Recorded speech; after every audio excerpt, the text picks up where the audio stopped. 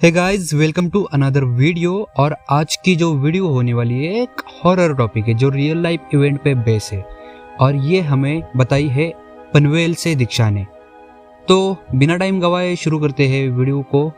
तो दीक्षा कहती है, मैं जब 10th क्लास में थी, मेरी बहन दीपा जो बीएससी कर रही थी, इसके लाइफ में बहुत सारे गोल्स थे, एम्बिशंस थे, लेकिन इसकी लाइफ एक झटके में इस तरह से बदल गई कि आप सोच भी नहीं सकते। तो दीपा बीएससी कर रही थी और दीपा बीएससी करते वक्त उसका सबसे बड़ा जो टारगेट था वो था एमबीबीएस करना, उसको डॉक्टर होना था एक्चुअली में। बट उसकी उम्र भी बढ़ती जा रही थी और घर वालों को इस बारे में थोड़ी भी खबर नहीं थी कि इसको डॉक्टर होना है। लेकिन ये वक्त ऐसा था कि उस टाइम पे दीपा को रिश्ते भी देखने के लिए आ रहे थे। तो दीपा कंफ्यूज हो रही थी कि शादी की जाए या फिर आगे एमबीबीएस कंप्लीट किया जाए। तो खैर रिश्ते आते गए और दीपा उसको स्किप करती गई। बट बाद में एक ऐसा रिश्ता आता है जो दीपा को शायद ही थोड़ा पसंद आ गया, क्योंकि जो लड़का था वो एक्चुअली में एक डॉक्टर बता रहा था खुद को और उसकी खुद की एक क्लिनिक भी थी। तो उसने सोचा क्यों ना अब पहले शादी की जाए, और शादी के बाद वैसे भी अब पति तो डॉक्टर है तो शायद ही कोई टेंशन ना रहेगी, वो मुझे भी पढ़ने के लिए इजाज़त दे ही सकता है। तो इस हिसाब से उसने शादी के लिए हाँ कर दिया। कुछ दिन ऐसे ही बीत गए और शादी भी हो गई। शादी होने के बाद सब कुछ तो ठीक चल रहा था, लेकिन 1 साल बाद जब उसके पति का फ्रॉड सामने आ गया तो बहुत ज़्यादा दिक्कतों का उन्हें सामना करना पड़ा। क्योंकि एक दिन क्या हुआ, उसका जो पति है वो क्लिनिक में बैठा हुआ था, लेकिन वहाँ पे एक इमरजेंसी केस आ जाता है जो उसका पति हैंडल ही नहीं कर पाता और वहीं पे ऑन द स्पॉट उस पेशेंट की डेथ हो जाती है। बट उसके बाद वहाँ के जो लोकल लोग हैं, उन लोकल लोगों ने वहाँ पे बहुत ही बड़ा हमला किया जो पनवेल एरिया में एग्जिस्ट करता है। हमले के बाद इसका जो क्लिनिक है पूरी तरह से तहस नहस हो गया था और अब इसका जो फर्जी सर्टिफिकेट है वो भी सामने आ चुका था। मतलब दीपा को पता चल चुका था कि ये एक्चुअली में घूस देकर डॉक्टर बना है।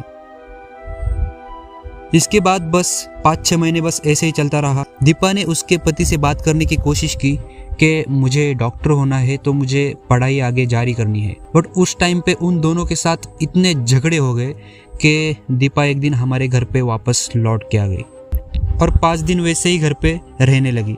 तो उसने उस 5 दिनों में मुझे सारी की सारी स्टोरी बताई कि आखिर में उसके साथ क्या क्या हुआ। उसके बाद उसके घर वालों ने उसको समझाया, जैसे तैसे करके उसको फिर से ससुराल में भेज दिया। ससुराल में जाने के बाद उसके पति ने उसका जो फैमिली बिजनेस है उसको टेक ओवर कर लिया था और बस वो फैमिली बिजनेस है उसको ही हैंडल कर रहा था। तो दीपा के फादर ने भी उसके पति के पेरेंट्स से बात करने की कोशिश की और बाद में उन्होंने उसे परमिशन दे दी कि ये आगे बढ़ सकती है। तो सब कुछ अब ठीक हो रहा था, क्योंकि दीपा ने भी अभी पढ़ाई में शुरुआत की थी और सब कुछ एकदम बेस्ट था। लेकिन अचानक से उसका पति एक दिन दारू पी के घर पे आता है और दीपा को बहुत ज़्यादा मार पीट करता है, जिससे दीपा बहुत ही ज़्यादा नर्वस हो जाती है। और ये तो वो था जहाँ पे दीपा अब प्रेग्नेंट थी। 3-4 महीने बीतने के बाद उसको एक स्वीट सी लड़की हो जाती है, लेकिन उसके घर वालों का कहना ये था कि उन्हें एक लड़का चाहिए। तो आगे जाके 1-2 साल ऐसे ही बीत जाते हैं। दीपा बहुत ही ज़्यादा डिप्रेशन में चली गई थी और उसको लड़का भी हो जाता है, लेकिन फोर्सफुली। और इस डेट पे आते आते उसके पति ने इतना ज़्यादा ड्रग्स लेना या फिर दारू पीना स्टार्ट किया था कि वो भी परेशान हो गई थी। उसका पूरा का पूरा करियर वेस्ट हो गया था। मतलब रोज मारपीट, दारू पीना और गाली गलौज, यही सब इसके लाइफ में सब चल रहा था। तो 1 साल बस ऐसे ही बीत गया और एक दिन दीपा हमारे घर पे वापस भाग के आ गई और हमने देखा तो उसके सर पे बहुत सारे चोट के निशान थे और उसके साथ बहुत ज़्यादा मारपीट की गई थी। उसके घर पे आने के बाद वो वहाँ पे एक दिन रह गई, लेकिन उसके अगले ही दिन जीजू उसको लेने के लिए आ गए। लेकिन जाते जाते दीदी ने मेरे कान में जो शब्द कहे वो मैं सुन के बहुत ही ज़्यादा शॉक हो गई, क्योंकि दीदी ने कहा कि अब मेरे से रहा नहीं जाता, शायद ही मैं इस दुनिया में रहूँ या ना रहूँ, मेरे बच्चों की परवरिश अब तुम्हें ही करनी है। इतना कहकर कान में बस वो चल पड़ी और उसने वापस मुड़कर तक नहीं देखा।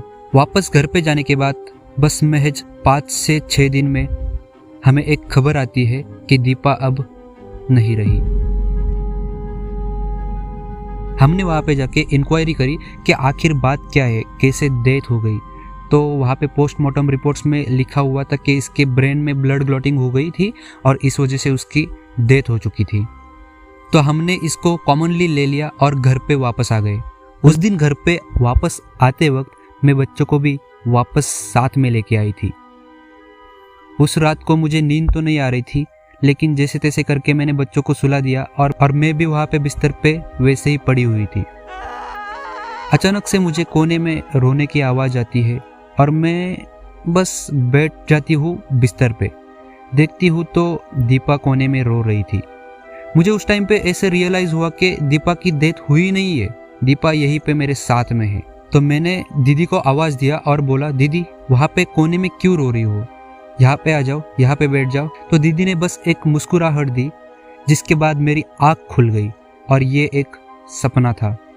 मैंने फिर से सोने की कोशिश की और इस दिन तो मैं जैसे तैसे करके सो पाई, लेकिन अगले दिन फिर मुझे एक ऐसा सपना हुआ कि दीदी मेरे बगल में बैठी है, मेरे सर पे हाथ फेर रही है और बच्चों को हक कर रही है और वो कानों ही कानों में मुझे ये कहना चाहती है कि मैं मरी नहीं, मुझे मारा गया है।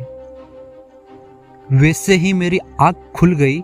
मैं दौड़ते दौड़ते पापा के पास चली गई और मेरे पेरेंट्स को मैंने ये सारी बातें बताई कि आखिर दीदी के साथ ऐसा ऐसा कुछ हुआ है। तो पापा ने वहाँ पे जाके पुलिस कंप्लेंट दे दी और वैसे भी हमारे पास कुछ सबूत नहीं थे, इसलिए हम वहाँ पे कुछ ज़्यादा एफर्ट्स नहीं लगा पाए। बट फिर भी जीजू के खिलाफ हमने एक केस लगा दी। बट कहते हैं ना, जैसे करनी वैसे भरनी। अगले ही 5 दिनों में जीजू को भी हार्ट अटैक आ जाता है और मुझे तो ऐसे लगता है जैसे उन्हें भी दीदी दिखाई दी होगी। क्योंकि देखो यार, हम लोग जिसके भी साथ रहते हैं ना, तो वो हमें तब तक दिखता है जब तक हम उसके लिए क्यूरियस होते हैं, मतलब उसको हम लोग याद करते हैं। तो शायद उनके साथ भी कुछ ऐसा ही हुआ होगा और उन्होंने भी दीपा दीदी को देखा होगा, तो उनकी भी ऑन द स्पॉट वैसे ही मौत हो गई। खैर, जो भी होना था वो हो गया। और बुरा तो बस यही लगता है कि लोग शराब पीते हैं, मारपीट करते हैं, दूसरों को भी, मतलब खुद तो डिप्रेशन में जाते हैं और दूसरों को भी डिप्रेशन में डालते हैं। ये बहुत ही घटिया चीज़ है। बाय द वे, अब जो दीदी के बच्चे थे उनमें से जो लड़की है वो अब 25 साल की है और वो अब एक अच्छी डॉक्टर है और जो लड़का है वो भी बीएससी कर रहा है। फिर गाइज, आज के लिए बस इतना ही। अगर वीडियो आपको पसंद आई होगी तो वीडियो को लाइक करो और ऐसे ही बहुत सारे वीडियोस के लिए सब्सक्राइब करो। और हाँ, आपके भी पास अगर ऐसी कोई हॉरर स्टोरी होगी तो आप भी मुझे डिस्क्रिप्शन में दिए हुए मेल पे डीएम कर सकते हो या फिर इंस्टाग्राम पे सिंपली मैसेज कर सकते हो।